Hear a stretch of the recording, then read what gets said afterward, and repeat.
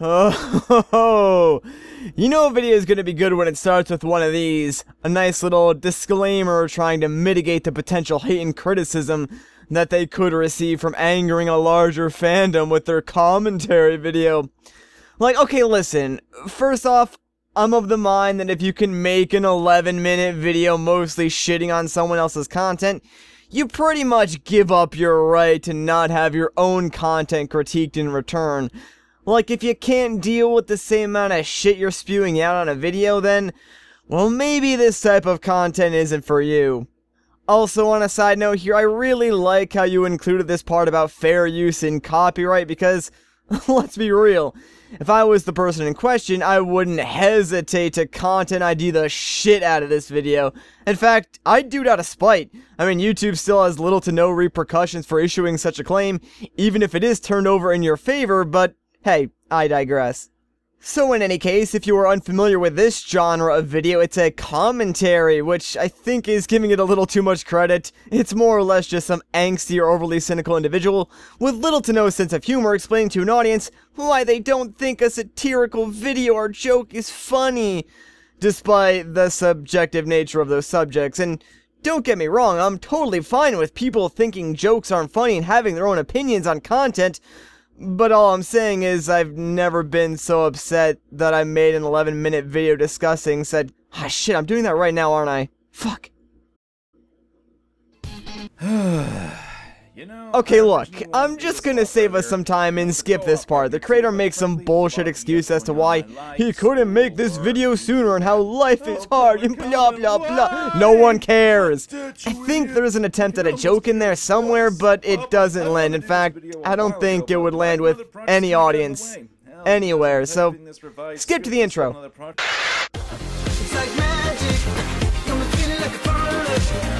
Okay, right off the bat, a few things. Good taste in music. I'm also a fan of the Mystery Skulls, although it's a bit upsetting seeing that one of the other 12 people in the world that listen to them is you, but I think I can get over it. Also, I just want to point out some glaring inconsistencies in the editing. Like, this guy clearly has some custom art and animation that I can only assume he either paid for or created. Well, his avatar and this art style is pretty much a direct copy of the character and style used in the Mystery Skulls Ghost animation music video. I mean, I don't really know what I expected since this is a commentary channel. The entire genre only exists because people who don't have the ability to actually make original content think that them talking over some other person's original content makes them somehow better at content creation. Regardless of the fact that this person has already shown they lack any originality, I just want to further my argument by pointing out this freaking generic-ass Sony Vegas preset font type. You probably paid or spent hours making this custom animated intro, but instead of spending some extra time on the font, you just decided that this was okay. And this isn't just like a one-off deal for the intro. It's like this throughout the entire video. I don't know if he's like conscious about his text choices, but even going back to his opening disclaimer, it's all awful. Do you know how hard this is to read? Look at it. It's so bad. And I know it's petty to criticize a font choice, but like, this is kind of the bread and butter of commentary channels. Picking out every minute detail and finding something wrong is kind of what I'm supposed to do here. Top 10 worst Gen 7 Pokemon. Wow, nice clickbait, SilokHawk. Well, I mean, you clicked on the video, didn't you? You know, the best thing about this video so far is it goes from an intro with a stolen song and art style to some actual good content that is, once again, stolen for the sake of this video. Nice. How could this happen to me? I made my mistakes. Well, the frog isn't wrong. So one thing I will give this guy credit for, and don't let this go to your head, is that he provides most of the context needed to understand where his criticism is coming from.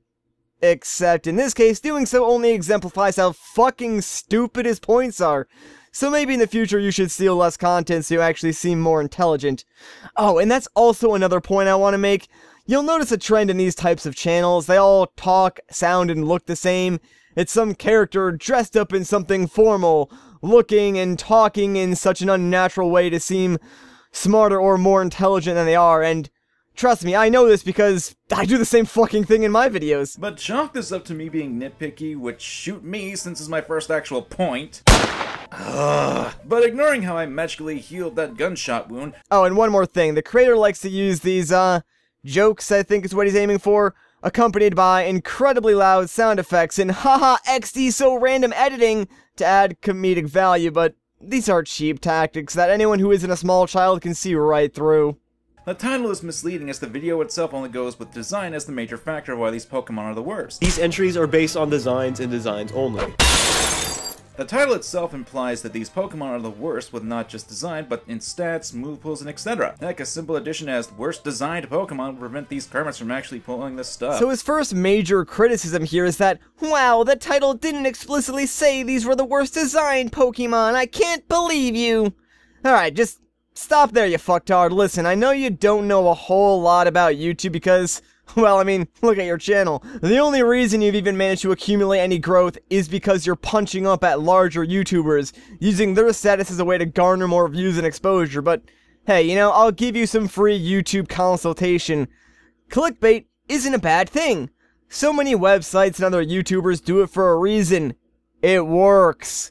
If people weren't dumb enough to click on every mildly enticing video or headline, then we wouldn't have clickbait. In fact, I'd argue it's the very same thing powering your channel to some extent.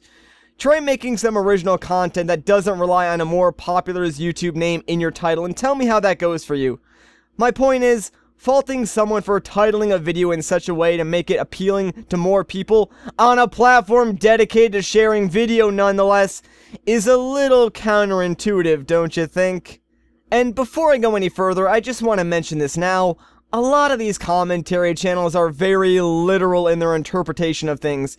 If a joke is made, oftentimes they will ignore the satire completely and only focus on what's said verbally to make a criticism off of, completely missing the point of the segment only to further their own narrative. Like, who do these guys think they are, CNN? Despite the creator's note here, this in fact has 0 point to the video. Whether you like the direction they took the designs or not, there's no questioning that objectively, these are some of the dumbest motherfuckers we've seen thus far. SilokHawk, you dumb idiot, moron, face. That's completely subjective. Then how do you explain all these memes? There's so many memes! Nearly every Pokemon from Sun and Moon is its own meme. Ah, the memes. The memes.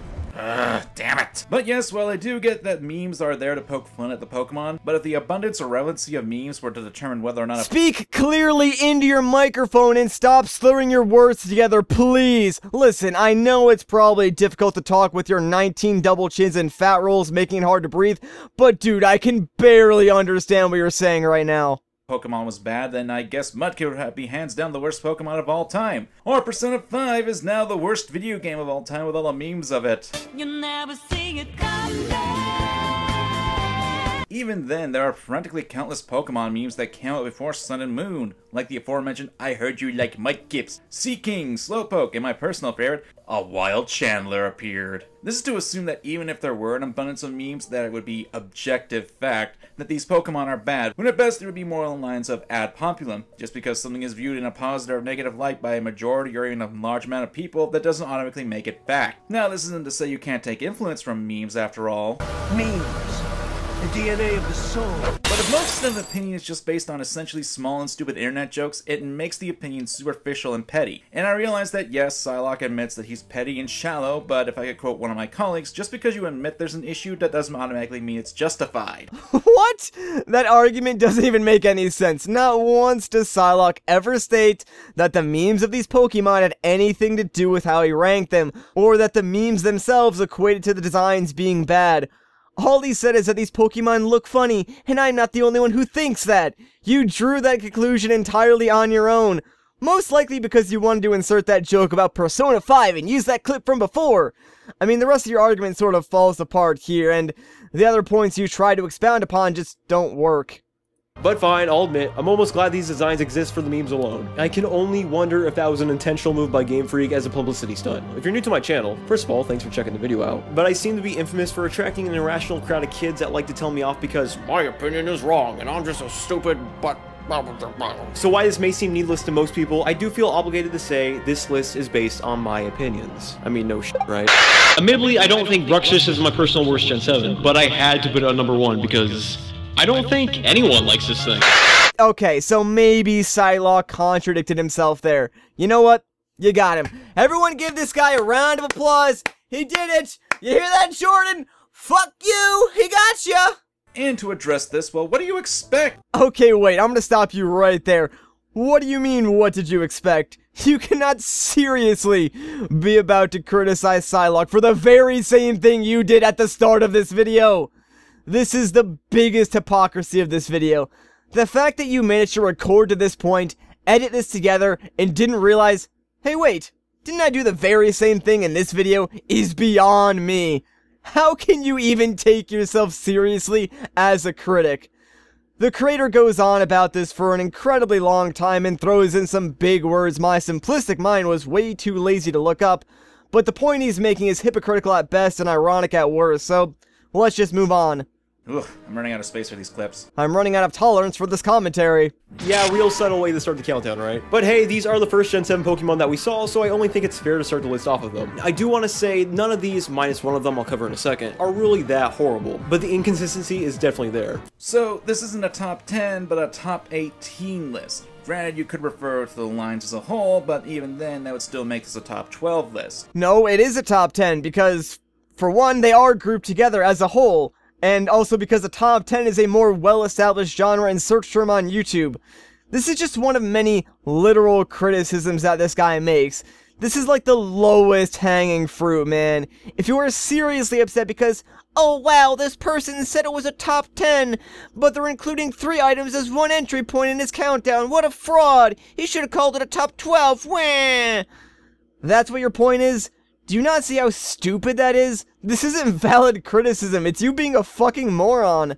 And what really baffles me is that you say, for the most part, you don't think these mons are bad, save for one. Did you just say the word mons? Okay, just, can you do me a favor and, like, stop breathing oxygen?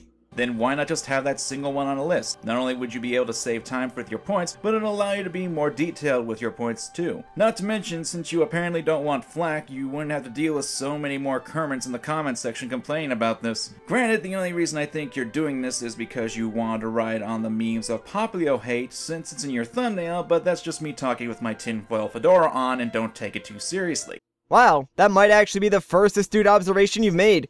You're actually half correct. I mean, of course Silokh wants to use Poplio hate memes in his video. I'm not exactly sure if your highly intelligent, completely literal brain has picked up on this yet, but, this is a comedy video first and a top 10 list second. Details, as you so mentioned before, are going to be sacrificed for the sake of a joke, because guess what? Jokes and long-winded, overly explicit details covering every nuance of one particular reason behind disliking something don't exactly complement one another, you fucking moron. So yeah, like the design, doesn't really look like a starter though. Okay, I've got a lot to say here since I happen to be a connoisseur of sorts when it comes to birds. Okay, listen, this segment is long and boring. The gist of things is this. There are other Pokemon that look similar, even other starters. Rowlet has this green bow tie because that signifies his elemental typing, and overall, it just seems like he's mad because Silokh didn't write a 10-page dissertation in his script about what he thinks makes up the fundamental designs of a starter Pokemon. He also mentions how Sun and Moon broke the mold in the Pokemon franchise, but has very little to do with his original point. Then I'm not even sure why it was included other than to make his criticism seem more valid than it actually is by attempting to tie multiple things together and make it longer than it needed to be. To them, Rowlet clearly does with having a leaf bow tie. Okay, wait, did you see that? You see that picture he put on the screen for a split second? Much too fast for anyone to read? Remember that. I'm coming back to that later, motherfucker. Just you wait. Edgy yokai watch cat. Yeah, okay. Also, come on. Fire hairballs. Look, you can give me crap if you want, but that's just ridiculous. I want to iterate, these entries are based on designs and designs only. There is no way you'd know that a basic Ember attack, you know, an attack that pretty much every single fire starter can learn, would elicit you knowing that it was a furball. That's only in the Pokedex, which, shock of all shocks, doesn't affect the aesthetic design. And secondly, screw you, Ryan, I'm stealing your points since you never bothered to use that avatar I drew for you. It's a cat! They are incorporating aspects of a fire-based Pokemon with feline designs into its lore. Is that a sin now? Wait, excuse me, I think you just answered your own question with that point. You say there is no way for a Psylocke to know that the Ember attack was a hairball without reading the Pokedex, but then a moment later you specifically mention them including cat-like aspects into the Pokemon. Is it really that much of a stretch that someone could just make that connection on their own without reading the Pokedex? Because yes, it's entirely possible. And even if Psylocke did look at the Pokedex, it's still within the context of a joke, and at no point does Psylocke say that this had any impact on his decision in including it on this list. On to the second evolutions, we got Datrix, who is an owl with an emo over. In fact, the game literally states that he, quote-unquote, is going through a phase. Oh boy, this text. First, did you really need to even include that? If it's not even going to be out there for half a second, why even bother putting it there? You're actively making your audience work to stop and see what you wrote since it flashed on the screen for so little. Look, I realize this was a video you didn't want to dwell on since you later admit you got other projects, but seriously, it's also on the official website. Huh. Where have I seen something like that before? Oh, right, in this very same video. Nice criticism there. Torracat, pretty solid. Then why include it on the list? Because it's grouped up with the rest of the starters. Bryon. Wait, what? Bryon. Hey, dude! Silent Lucky Cocky himself pronounced it Brion! Bryon. Brion! Bryon. Not Brioni! What are you, high? Are you intentionally ignoring Bryon. key details of this video, or are you just clueless? Bryon. Damn it, Ryan! Bryon. Brion. Okay, so if you've gotten this far in the video, congratulations. I know how hard that probably was. But at this point, you should now realize the type of person we're dealing with here. He's upset that Psylocke mispronounces the name of a fictional character from a video game. A video game that gives you no real indication of how to pronounce said name. And it's not uncommon for even the most dedicated of Pokemon fans to have different pronunciations for various Pokemon. Not to mention, there are now 700 plus Pokemon. If you expect anyone to know the right pronunciation of all of them at any given time, well, you're not a very realistic person now, are you? Also, this montage of you splicing together two clips from two completely different creators in an attempt to stitch together a joke and drive home a point is both not funny and does very little to further your point. Instead, it just makes you look petty. Also, can I just point out that this thing only has a little more than a 1 out of 10 chance of being a female? Yeah, Miss Popstar over here, most likely a dude. And how is that a bad thing exactly? No, seriously, if we're going with the aesthetics here and you yourself have said, I want to iterate, these entries are based on designs and designs only. then wouldn't the gender portion not even matter? Granted, you're not wrong in saying it's a fault for there to be a majority of male starters, but we are implying that just because a feminine design is for a male character or Pokemon in this case, that it's a detriment. There's a reason why Bishonen is a term, or you know, beautiful youth boy, and considering our current landscape, what's wrong for men to be beautiful? Psylocke never said it was a bad thing. This point was another joke. Dudes dressing up in drag is funny. Your attempt at shaming SilokHawk and White Knighting is so shoehorned in. Unless perhaps you feel personally attacked by this. I mean, hey man, if you like wearing bras and panties when you're not making shitty content, that's cool. I'm not judging. Incineroar, oh jeez. Do I even need a comment? It's dumb, okay? End of story. And if you couldn't put two and two together, this is the design that he thinks is the worst of the starters. And frankly, while I do like Incineroar, I can understand why the design is off-putting to some people at the very least. It's more anthropomorphic to resemble Tony the Tiger, its hands are too big, it shoots fire from its belt, which from the wrong angle can give you a very... Oh my. Congratulations, you just named off a few reasons as to why Psylocke put this Pokemon on the list. The fact that you were so easily able to come up with that list on your own just shows how deserving its place is on the list. And let's be real, the intended audience for this video is Pokemon fans, so they would probably be able to think of those very same reasons. But nope, Psylocke just says it's dumb and pretty much leaves it at that. It wouldn't even take that much time as I just showed a few good points to bring up justification for why people wouldn't like it. Which, when saying things like, this is your opinion, and you openly admit that people could get on your case for said opinion, is kinda needed so you can clarify that opinion. It's dumb, okay? End of story. Opinions! At the end of the day, saying it's dumb is still justified because, as you said, it's his opinion. Why would he need to justify it? To appease the fans, as you say? I think you're putting too much weight on that one disclaimer portion of the video, and ignoring that it was likely SilokHawk poking fun at himself. So, you want it to be firefighting. Okay. The critically panned typing that has been plaguing starters until Generation 6. This doesn't matter. This isn't even criticism. This is just you disagreeing with him, cunt. Even then, heels, they're a thing in wrestling. You know, wrestlers who are designed to be the bad guys, and dark types are known in the Pokemon universe to be using underhanded and trickery attacks, which is what a heel typically does. It makes sense if you know basics of wrestling. Okay, now you're just thinking way too far into this, buddy. Do you write for game theory by chance? So why, may I ask, are 87% of them male? Hey, stop being sexist. Mermaids can be guys too. No, they can't! Otherwise, they're just called mermen. Mermaid is a portmanteau of the words mer and maid. Maid being a word that refers to the female sex. SilokHawk, nobody cares. Then just stop! It's always something with you! Disregarding the whole Bishonen thing I brought up, Primarina, learn to pronounce please, is also based off Selkies, which, surprise surprise, are seal-based mythological creatures where their species is said to be extremely attractive. So, yeah. Do you even myth, bro? More cheap criticism at pronunciation aside, your argument is that SilokHawk didn't do enough research into this one mythical seal creature. Who the fuck cares? Are you expecting fucking everyone who makes a video to spend hours upon hours looking into the made-up mythos of creatures just to make sure that their videos are factually accurate in line with mythological creatures in a video about Pokemon? Fuck off with that shit, man. Furthermore, it's a callback to a previous joke. It's not even meant to be taken seriously. I still have yet to meet a single person that loves all 3 starters, including their evolutions. That being said, let's get this damn show on the road. I can't believe I just spent all this time on number 10. So? This is a weak justification, because 1, just because you haven't met someone who likes all 3 starters in their lines, how does that impact the actual designs of the Pokemon? I want to iterate, these entries are based on designs and designs only. The fact that you actually like a few of the lines, not considering the point that, well, I like all 3 lines. Heck, I've done fan art of all 3 lines in their friend evolutions, so I break your argument. And this is what I imagine SilokHawk would say to you at this point.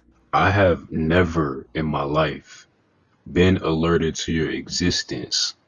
How the fuck did you get the number to my iPhone 5? Okay, blah, blah, blah. He goes on for a bit and actually doesn't make any more points, so, why the fuck did I make this video? I have no idea. What am I doing with my life? Fuck me.